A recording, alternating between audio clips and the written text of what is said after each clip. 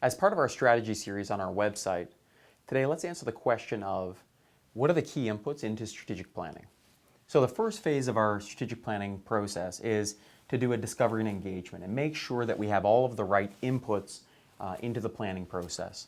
And so the key inputs that includes are any existing strategy or documentation. So maybe you created a strategy a couple of years ago. Perhaps there have been some presentations that are of vision flare or including some strategy type information, and we're going to want to look at what that existing documentation is. 2 is conducting some sort of a competitive analysis, perhaps understanding where your business fits in with the overall competitive landscape. Number 3 is a management review, and what that means is looking at the adequacy and effectiveness of your existing programs and systems. Is the stuff that you're doing in your business today actually delivering the results that you want it to? Number 4 is reviewing context and risks. So context, both internal and external, is what's going on around my business and understanding what those trends are, what those factors are, and making sure we comprehensively understand that, and also what are our key uncertainties around the achievement of our objectives? What is our company's risk profile, and including that? And number 5 is getting the view of stakeholders and understanding as an input what's their view, and making sure that you don't go off and just create a strategy in isolation from stakeholders' views. And stakeholders could include, for example, perhaps you're a vice president of a function.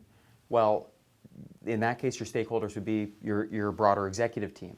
If you're perhaps if you're a CEO or a COO, your stakeholders might include the board, and also your stakeholders are going to include clients, people on your team, people on other teams that you're providing service to, and so on. So we're going to want to be clear on who are the key stakeholders that you need to consider, and then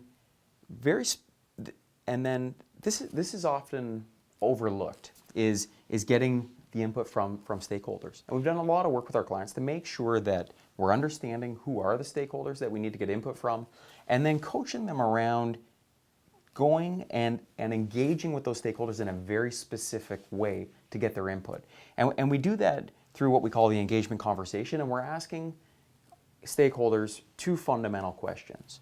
And the first one is looking at a 3 to 5 year time frame. What is their vision? What do they see as full potential? Where could the business be at? And getting their view on how they see that. And then the second part is, where are we today? And so here's where we want to be in 3 to 5 years, and then here's where we are today. And understanding on the today picture, what are the biggest challenges we face in terms of achieving that? What are the biggest opportunities open to us in terms of being able to achieve that? And what are some of the strengths that we already have in place that provide the foundation today for all of our future progress? And then we summarize those engagement conversations, and that provides wonderful raw material and great input into our planning process, and make sure that the product that we come out with as the strategy, there's buy-in already from the stakeholders, because they were involved in the upfront process. And you're able to position whatever you come up with as your strategy relative to what they told you through this process. And you're able to really position it on how what your strategy is delivering on where they told you they wanted to be, and how your strategy helps overcome those challenges, helps leverage those opportunities, and builds on the strengths that are already in place. Thank you for watching. I'm Brad Pickering, President and Founder of Innovate Advisory, and I look forward to working with you.